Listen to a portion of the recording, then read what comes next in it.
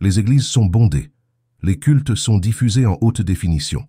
La louange est accordée, les sermons sont charismatiques et la structure impeccable. Mais il manque quelque chose qui fut autrefois le centre de tout, quelque chose qui a déjà ému des foules sans microphone, sans éclairage, sans production. La présence. Elle n'importe plus. Seul le public. Il fut un temps où personne n'osait monter à la chaire sans passer des heures en secret. Un temps où la gloire de Dieu était ressentie, et non seulement citée, où les larmes remplacèrent les applaudissements. Aujourd'hui, si la présence manque, il suffit d'augmenter le volume. Si l'esprit ne vient pas, nous programmons un autre événement. Si le ciel ne répond pas, nous applaudissons plus fort, nous appelons culte ce que Dieu n'a jamais demandé. Nous attirons des foules, mais repoussons le ciel.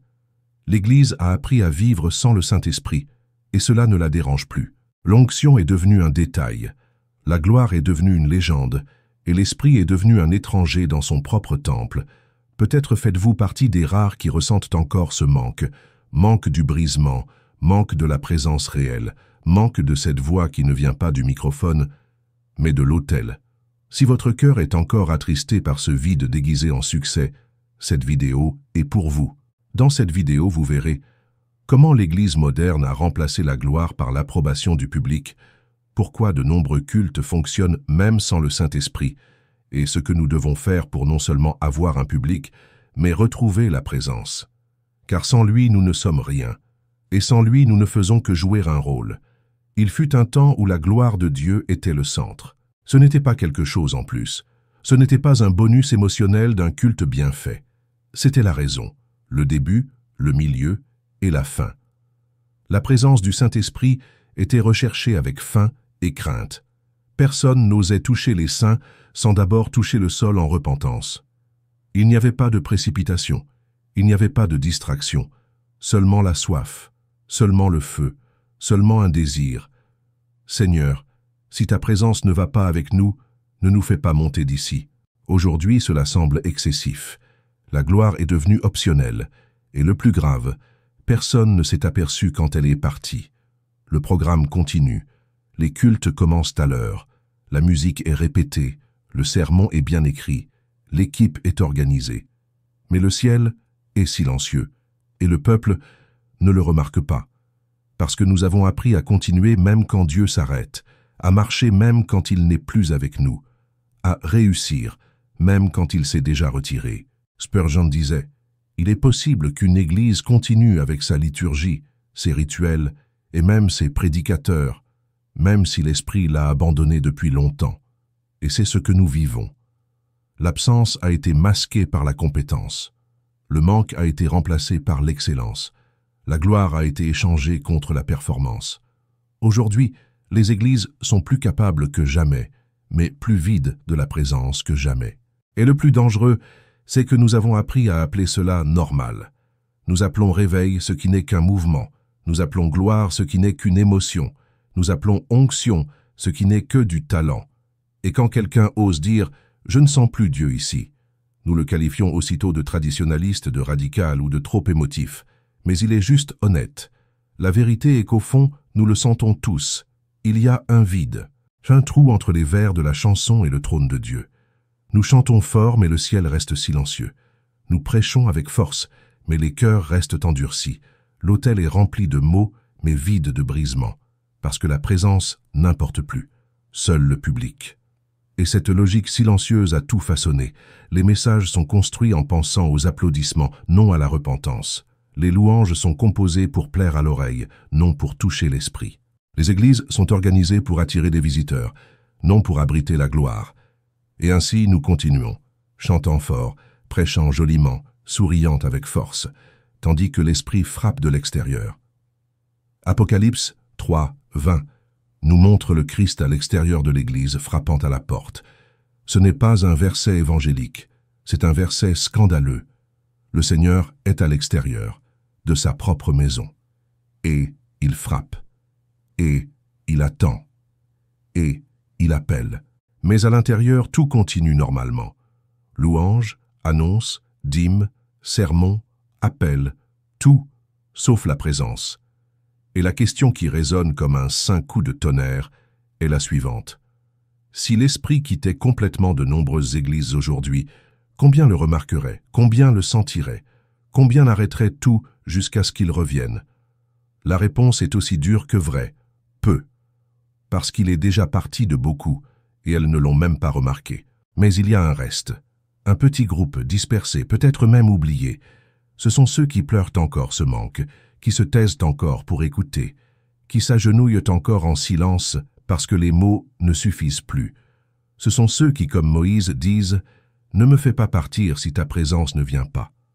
À cela, le Seigneur répond encore, car même quand la majorité se contente du public, Dieu se révèle encore à ceux qui cherchent la présence. Il y a une génération d'églises qui n'a jamais expérimenté ce que c'est que de dépendre réellement du Saint-Esprit. Elles ne connaissent pas le cri vers l'invisible. Elles ne savent pas ce que c'est que de tout arrêter parce que la présence n'est pas venue. Elles sont nées déjà entraînées pour le succès et non pour le brisement. Elles ont appris à se mouvoir avec le marketing et non avec le jeûne, avec la planification stratégique et non avec la prière fervente, avec un emploi du temps mais sans cénacle. Ce sont des églises qui ont appris à survivre sans l'esprit, et c'est le plus tragique, non pas parce qu'elles sont mauvaises dans leur intention, beaucoup souhaitent même plaire à Dieu, mais parce qu'elles ont été éduquées à croire que l'esprit est un extra-spirituel, pas l'oxygène du culte, un ornement, une présence symbolique, quelque chose de beau mais pas nécessaire. Spurgeon avertissait « Le Saint-Esprit n'est pas un invité d'honneur aux réunions de l'Église. Il est le Seigneur de la maison, et sans lui, nous ne faisons que jouer un rôle. » Mais peu prennent cela au sérieux. L'Église moderne est remplie de dons, mais vide de direction. Elle a des ministères pleins de charisme, mais vides de croix. Elle a des orateurs brillants, mais des hommes sans larmes. Elle a du mouvement, mais pas d'autorité. Car l'autorité ne vient pas de l'esthétique. Elle vient de la présence. Et la présence ne se manifeste que là où il y a abandon. Mais où est l'abandon quand tout est déjà préprogrammé? Où est la dépendance si nous avons déjà toutes les ressources? Où est la faim si nous sommes satisfaits du nombre de followers et des applaudissements à la fin? Beaucoup de leaders aujourd'hui ont peur du silence, peur de mettre le culte en pause parce que l'esprit n'a pas bougé, peur de dire « je n'ai pas senti Dieu aujourd'hui », parce que cela semblerait étrange, parce que cela perturberait l'emploi du temps, parce que cela éloignerait le public. Alors nous continuons, même sans direction, nous persistons, même sans visitation, nous programmons, même sans feu, et l'esprit observe de loin, parce qu'il n'envahit pas, il attend d'être désiré. La vérité qui blesse mais guérit est la suivante. Nous ne voulons plus dépendre de l'esprit, parce que cela nous rendrait fragiles, cela nous enlèverait le contrôle. Cela nous exposerait, cela nous obligerait à dire « sans toi, nous ne pouvons rien faire ». Et nous préférons dire « avec notre talent, nous y arrivons quand même ». Mais l'Évangile n'a pas été conçu pour fonctionner sans le ciel. Il n'a pas été conçu pour dépendre du charisme humain. Le livre des Actes n'est pas un manuel de stratégie, c'est un témoignage de la puissance de l'esprit agissant dans des vases vides. Des hommes sans influence, sans renommée, sans préparation formelle, mais avec le feu. Aujourd'hui, nous avons de l'influence, de la renommée, de la préparation. Mais où est le feu? La réponse est dure. Le feu ne vient que sur l'autel, et l'autel est abandonné. L'autel aujourd'hui est la scène. La prière est l'introduction, la louange est l'échauffement, et la prédication est le spectacle. Mais l'esprit, il s'est retiré, parce qu'il ne se dispute pas la scène avec l'ego. Il n'entre pas là où il n'est pas désiré. Il n'oint pas ce qui est fait uniquement pour plaire aux hommes. Et le plus effrayant est de réaliser comment nous avons appris à continuer sans lui. Nous avons appris à chanter sans inspiration, à prêcher sans brisement, à diriger sans direction, à exercer un ministère sans sainteté. Nous avons appris à survivre, mais nous avons perdu le pouvoir de vivre. Une église qui survit sans l'esprit est comme un corps sans âme. Elle a encore une forme, elle a encore une apparence, mais elle est déjà morte à l'intérieur. Et le monde s'en aperçoit. Le monde est fatigué des églises efficaces. Le monde aspire à des églises remplies de l'esprit, à des cultes où le ciel pèse, à des messages qui coupent et non qui massent, à des hommes qui pleurent avant de monter à la chair, à des ministres qui préfèrent la présence à tout programme. Et si vous ressentez encore ce poids, ce vide, cette nostalgie de ce que l'esprit a fait un jour, alors vous n'êtes pas seul. il y a un reste qui est en train de se réveiller. Ce sont ceux qui refusent de vivre de la performance, qui ne se satisfont pas des applaudissements, qui ne se conforment pas au statut actuel, qui disent encore, même au milieu de la foule, « Seigneur, si tu ne viens pas, nous ne partons pas. » Ils existent encore. Et là où il y a un cœur ainsi, l'Esprit habitera de nouveau. Le culte a été conçu pour être un autel, un lieu où l'homme s'incline, où Dieu est intronisé, où la gloire habite et où le ciel touche la terre avec crainte. Mais peu à peu, presque sans s'en apercevoir, nous avons échangé l'autel contre la scène. Et cela a tout changé. Sur l'autel, le centre est Dieu. Sur scène, le centre est l'homme. Sur l'autel, on monte avec révérence. Sur scène, on monte avec performance. Sur l'autel, l'Esprit commande. Sur scène, le programme dicte tout. Le changement est subtil, mais dévastateur. Aujourd'hui, de nombreux cultes sont soigneusement répétés pour s'assurer que tout se déroule comme prévu. Lumière, son, ordre d'entrée, temps chronométré. Rien ne peut sortir du script. Le problème est que le Saint-Esprit ne suit pas le scénario humain. Il souffle où il veut. Et quand nous essayons de le domestiquer, il se retire en silence. Spurgeon disait « Il n'y a rien de plus tragique qu'un culte où tout se passe parfaitement et où Dieu n'apparaît pas. » Mais c'est la nouvelle normalité. Nous vivons une époque où de nombreux leaders ont plus peur d'offenser le public que d'attrister l'esprit. Et c'est une inversion spirituelle, car le culte, par définition, n'a jamais été fait pour le public. Il a été fait pour Dieu. Le peuple est participant, non spectateur, mais aujourd'hui, l'architecture de l'Église est révélatrice. Tout pointe vers la scène. La chair est devenue une vitrine. Les projecteurs visent l'homme. Et, peu à peu, sans que nous nous en apercevions, le culte est devenu une présentation. La louange n'est plus intercession, c'est un show. La prédication n'est plus une épée, c'est un discours de motivation. La prière n'est plus un gémissement, c'est une formalité. Et la gloire a été remplacée par les applaudissements. La spiritualité a été façonnée par l'esthétique. Nous avons échangé le pouvoir contre l'impact visuel, la repentance contre le divertissement, l'onction contre le charisme. Et comme le peuple aime ça, personne ne pose de questions. Comme les chaises sont pleines, personne ne s'inquiète. Comme les stories sont remplies de réactions, personne ne se rend compte que Dieu est absent. Le culte est devenu une vitrine de ce que nous pouvons produire sans le ciel. Et c'est la grande tragédie de notre génération. Nous parvenons à produire un culte entier sans avoir besoin de l'esprit. Nous savons chanter, nous savons prêcher, nous savons enchanter. Mais nous ne savons plus tout arrêter quand il ne vient pas, parce que cela briserait le rythme. Et le rythme est devenu plus important que la visitation. La Bible dit que, dans le temple de Salomon, les prêtres ne pouvaient pas se tenir debout quand la gloire remplissait la maison. Aujourd'hui, nous nous tenons debout avec aisance, même quand la gloire ne descend pas, parce que nous ne l'attendons plus. Nous suivons simplement le programme. Et le plus dangereux, c'est que nous nous y sommes habitués. Nous nous sommes habitués à des cultes jolis, mais stériles, à des ambiances sophistiquées, mais sans onction, à des messages enchanteurs, mais qui ne convertissent pas, à des ministres captivants, mais sans larmes. La vérité qui doit être dite est la suivante. Un culte sans présence est une scène de vanité. Et le ciel n'applaudit pas les vanités. Il peut y avoir des millions de vues, des milliers d'abonnés, beaucoup de techniques. Mais si l'esprit n'est pas le protagoniste, tout n'est que bois, foin et chaume, cela brûlera, car ce qui soutient un culte n'est pas le public, c'est la présence. Et quand la présence disparaît, le culte cesse d'être un autel et devient un événement. La musique devient une bande-son, le message devient une performance, et Dieu n'est plus qu'une idée, mentionnée, mais non invoquée. Mais il y a un espoir. Il y a une génération qui est mal à l'aise avec cela, qui sort des beaux cultes avec l'âme vide, qui écoute des prédications brillantes, mais ressent la nostalgie des gémissements, qui participe à la louange, mais pleure de ne pas sentir la gloire. Ce sont ceux qui se souviennent encore de l'autel, et ceux-là, le Seigneur les rappelle.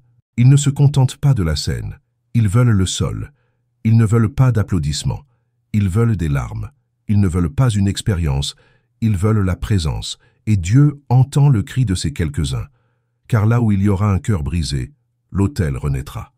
Là où il y aura la fin de la présence, la scène cédera la place à la gloire. Et là où il y aura une vraie reddition, l'esprit reviendra. Il y a un point dangereux dans la marche spirituelle d'une église. Ce n'est pas quand elle est vide, ni quand elle est persécutée. Le point le plus dangereux est quand elle est trop confortable, bondée, influente, stable. Et précisément à ce moment-là, le Saint-Esprit commence à déranger. Non par caprice, mais parce que l'Esprit ne s'adapte jamais à ce qui plaît à la chair. Il vient pour confronter et non pour masser. Il brûle ce que le monde applaudit. Il exige la sainteté. Et là où il y a trop de confort, il devient inévitablement une gêne. Et alors surgit le dilemme. Maintenons-nous la présence ou maintenons-nous le confort? Spurgeon disait, là où l'Esprit de Dieu habite, le péché n'a pas de place confortable. L'âme dans laquelle l'Esprit règne sera inquiète tant qu'elle ne sera pas en conformité avec la volonté de Dieu. Mais le problème est que l'Église moderne veut l'Esprit sans inconfort. Elle veut le mouvement, mais sans repentance. Elle veut le feu, mais sans brûler les idoles. Elle veut la gloire, mais sans renoncement. Et ce n'est pas possible, car l'Esprit vient toujours avec une épée. Il tranche, il expose, il brise. Et quand cela commence à se produire, beaucoup se lèvent. Ils disent que c'est trop lourd, que cela va effrayer les visiteurs, que cela va effrayer les nouveaux convertis. Et alors lentement, l'Esprit est étouffé. D'abord, nous cessons de parler du péché. Ensuite, nous évitons le brisement. Ensuite, nous retirons les moments de silence et d'intercession. Ensuite, tout devient lumière, son, sourire. Et l'Esprit se tait, parce qu'il n'est pas le bienvenu là où la commodité règne. Il n'est pas le bienvenu là où la vérité est censurée. Il n'est pas le bienvenu là où le succès importe plus que la sainteté. Le Saint-Esprit devient gênant lorsque nous décidons de protéger la réputation au lieu de la présence. Et alors, la chair devient un lieu diplomatique. Les messages sont filtrés pour ne pas confronter. Les ministres deviennent des experts en non-offense, et les cultes agréables. Mais il y a une différence entre un culte agréable et un culte transformateur. Le culte agréable maintient le public. Le culte transformateur attire le ciel. Et c'est pourquoi l'Esprit a été chassé, silencieusement. Non par des mots, mais par des attitudes. Il a été retiré des réunions parce qu'il parlait trop, parce qu'il brûlait trop, parce qu'il osait encore dire « repentez-vous ». Et ce mot n'a plus sa place dans de nombreuses chaires. Mais sans elle, l'Évangile meurt. Sans elle, la croix devient une décoration. Sans elle, l'Esprit s'attriste. Oui, le Saint-Esprit s'attriste. La Bible le dit clairement. Et il ne force pas la porte. Il ne s'impose pas. Quand il s'aperçoit qu'il n'est plus désiré, il s'éloigne. Et il quitte la scène. Il quitte la structure. Il quitte le système. Mais il emporte avec lui la vie. Il emporte la flamme. Il emporte l'autorité. Et ce qui reste? Un beau culte. Un peuple enthousiaste. Un pasteur éloquent. Mais un autel vide. Et beaucoup ne s'en aperçoivent même pas. Parce qu'il y a encore des applaudissements. Il y a encore des vues. Il y a encore de l'émotion. Mais il n'y a pas de repentance. Pas de larmes qui lavent l'âme. Pas de crainte qui fait plier les genoux. Pas de transformation. Car là où l'esprit est empêché d'agir, l'enfer grandit en silence. Il grandit dans l'apparence de piété. Il grandit dans la normalisation du péché. Il grandit dans la banalisation de la croix. Et quand l'esprit devient gênant, c'est le signe que l'ego est devenu roi. Mais il y a une bonne nouvelle. L'esprit revient quand il y a repentance. L'esprit revient quand il y a une vraie soif. L'esprit revient quand quelqu'un se lève et dit « Nous ne voulons plus plaire aux hommes, nous voulons ta présence ». Cela peut être une seule personne. Cela peut être au milieu d'une foule endormie. Cela peut être sur le dernier banc, dans le silence de l'âme. Mais s'il y a un cœur qui gémit pour la présence, l'esprit bouge. Et la gêne se transforme en réveil.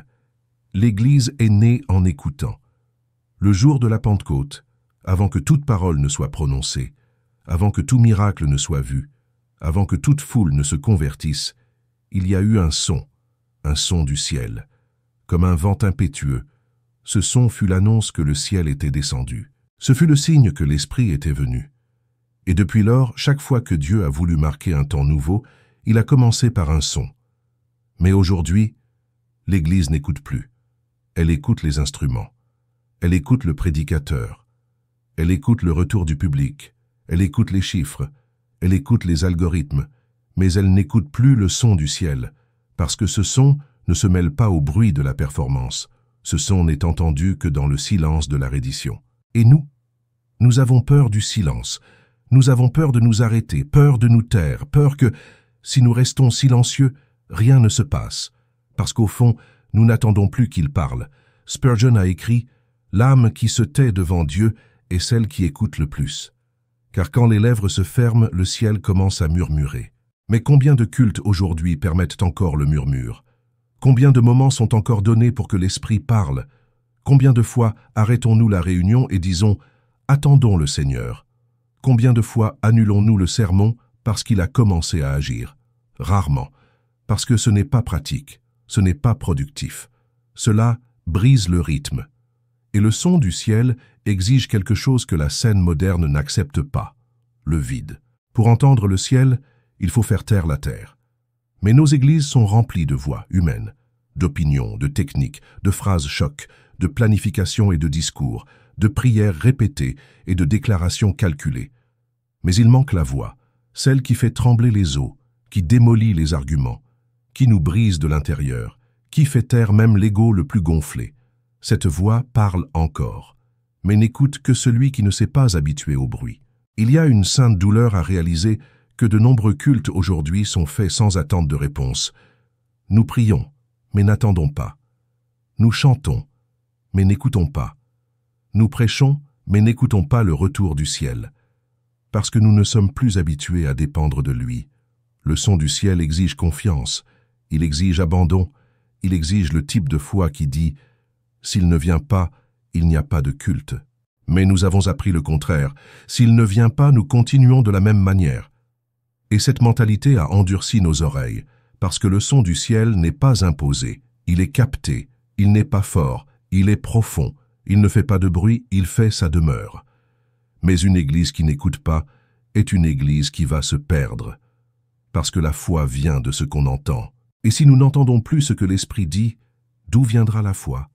Elle viendra des slogans, des campagnes, des belles phrases. Non.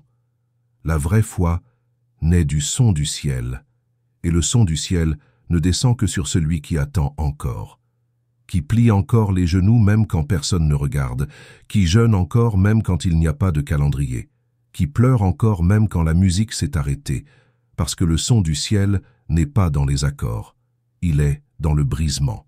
Et il y a une génération qui est en train de redécouvrir cela, une génération qui devient sourde aux applaudissements, et commence à entendre une autre fréquence, une fréquence qui ne vient pas de la terre, qui ne cherche pas de public, qui ne dépend pas d'éloges. C'est le son du ciel.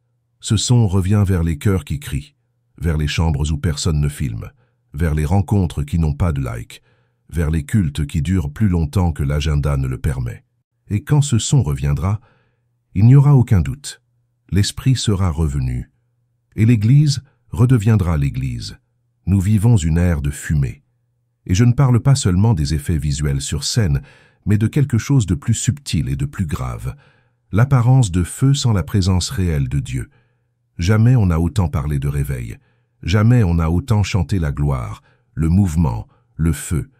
Mais ce que nous avons, dans beaucoup d'endroits, n'est que cela, des mots. Des mises en scène, de l'émotion sans transformation, de la fumée sans feu. Le véritable réveil, quand il vient, change tout. Non seulement l'ambiance, mais le cœur. Il ne fait pas qu'échauffer, il consume. Il ne fait pas qu'inspirer, il arrache les masques. Il ne fait pas qu'attirer, il sanctifie. Mais ce que nous voyons aujourd'hui, des réveils avec des programmes figés, des réveils avec des influenceurs à la chair, des réveils sponsorisés par des marques avec des billets, des cadeaux, du marketing. Et l'esprit, réduit au silence, réduit à un thème, traité comme un sentiment, invoqué comme une énergie, mais rarement obéi comme Seigneur. Spurgeon a écrit « Le réveil n'est pas du bruit. Le réveil est la vie d'en haut qui envahit la vallée des ossements secs. S'il n'y a pas de transformation, il n'y a pas de réveil, il n'y a qu'un spectacle. Et c'est exactement ce que nous avons fait. Des spectacles spirituels. Nous faisons des campagnes, nous appelons des groupes, nous organisons des événements, mais nous oublions que le véritable réveil commence en secret, dans la chambre, à genoux, à terre. Et quand il commence, il n'a pas besoin de projecteurs, il n'a pas besoin de sponsors, il n'a pas besoin d'être annoncé. Il s'impose, parce que le vrai feu ne peut être fabriqué. Il vient du ciel, et il consume tout. Mais ce que nous avons fait, c'est fabriquer la fumée, créer des atmosphères qui simulent la présence, produire des émotions qui ressemblent au brisement, stimuler des réponses qui ressemblent au repentir. Mais où est le fruit? Où sont les pécheurs qui tombent en larmes? Où sont les croyants qui abandonnent leurs péchés secrets? Où sont les foyers restaurés, les esprits transformés, les jeunes rendus? Il n'y a pas de réveil là où il n'y a pas de sainteté. Il n'y a pas de réveil là où le péché est toléré. Il n'y a pas de réveil là où tout est permis, tant que ça semble spirituel. La fumée ne soutient personne. Elle enchante, mais ne nourrit pas. Elle émeut, mais ne sauve pas. Elle impressionne, mais ne transforme pas. Et le plus effrayant, elle nous trompe. Nous pensons que nous vivons un mouvement, quand nous ne faisons que reproduire un format. Nous pensons que nous sommes remplis de l'esprit, quand nous ne faisons que réagir à la musique. Nous pensons que Dieu nous visite, quand en fait nous sommes juste divertis. Et ainsi, nous créons une culture de dépendance à la stimulation. S'il n'y a pas de lumière, nous n'adorons pas. S'il n'y a pas de groupe, nous ne chantons pas. S'il n'y a personne pour nous guider, nous ne cherchons pas. Mais le feu de Dieu n'a pas besoin de décor. Il est descendu dans le désert, sur un buisson ardent. Il est venu au sommet d'une montagne, au milieu des tonnerres. Il s'est manifesté dans le cénacle, sans scène, sans production, sans renommée. Et qu'y avait-il là? La faim, l'abandon, l'espérance. Un vide humain réclamant la plénitude divine. Aujourd'hui, le scénario est différent. Nous avons tout, sauf l'essentiel. Nous avons la structure, mais pas le poids. Nous avons le talent, mais pas la crainte. Nous avons le répertoire, mais pas le brisement. Et alors, nous nous contentons de la fumée. Nous célébrons l'apparence, nous applaudissons le format. Mais l'âme sait, l'esprit ressent. Ceux qui ont déjà goûté au vrai feu reconnaissent quand ce n'est que de la fumée. Mais il y a une bonne nouvelle, le feu est toujours disponible. Il ne s'est pas éteint. Il s'est simplement retiré des lieux où il n'est pas le bienvenu.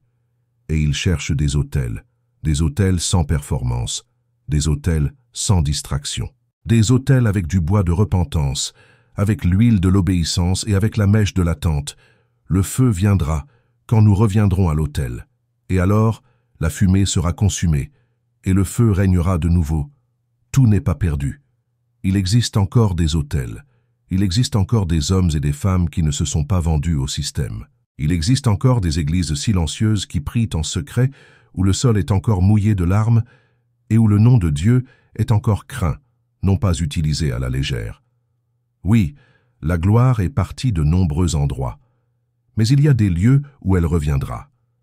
Des lieux sans renommée, sans influence, sans projecteur, mais avec une vraie fin, parce que la présence de Dieu n'a pas besoin de foule. Elle a besoin de sincérité. Elle ne cherche pas d'auditorium bondé. Elle cherche des cœurs déchirés. Elle n'habite pas là où le nom de l'homme est exalté, mais où le nom du Seigneur est le seul qui compte. Spurgeon disait « Le Saint-Esprit ne repose pas sur les trônes de la vanité, mais sur les genoux du brisement. » Et c'est sur ces genoux, anonymes, fidèles, insistants, que la présence régnera de nouveau. Vous voulez savoir où la gloire reviendra? Où la fumée cessera et le feu descendra? Où le culte sera à nouveau un autel? Ce ne sera pas là où la structure est la plus belle. Ce ne sera pas là où la scène est la plus haute. Ce ne sera pas là où le son est le plus professionnel.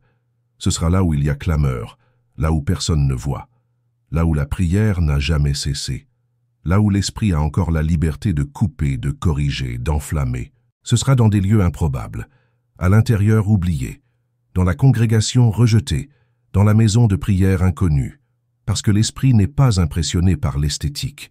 Il se meut là où il y a la vérité. Et quand il trouve cette vérité, il vient avec force. Il vient comme le vent, comme le feu, comme le tremblement de terre, mais aussi comme une douce brise. Il vient pour guérir, pour restaurer, pour habiter.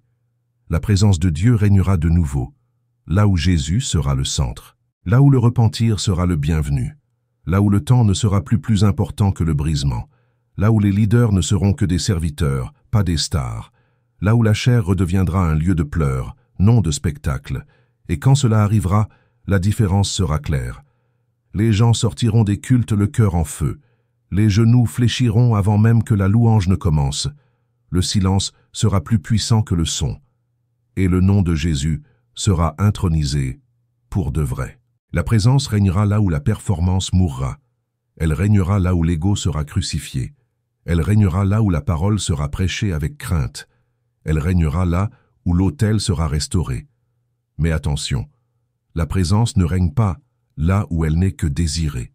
Elle règne là où elle est obéie. Beaucoup la veulent comme symbole, peu l'acceptent comme Seigneur, beaucoup l'invoquent pour remplir l'atmosphère, peu lui permettent de dominer l'atmosphère. Et c'est la clé. La présence ne visite pas les publics, elle gouverne les cœurs. Et quand elle règne, tout change. Les dons fleurissent, mais le fruit est plus grand. Le pouvoir agit, mais l'humilité grandit. Le nom du Christ est exalté, et le nom des hommes disparaît. C'est l'Église que le ciel reconnaît. C'est l'épouse parée, séparée, vigilante. C'est la génération de l'autel. Et la question finale n'est pas si l'Esprit reviendra. La question est, où trouvera-t-il de la place pour régner?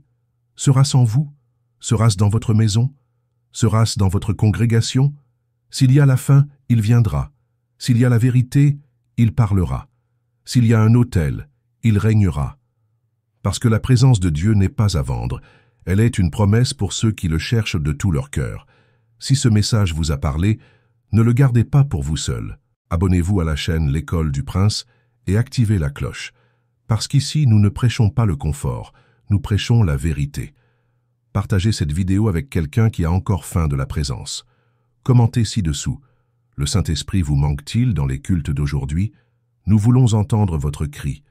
Et souvenez-vous, le réveil commence quand quelqu'un dit « Seigneur, je veux ta présence », même si personne d'autre ne la veut.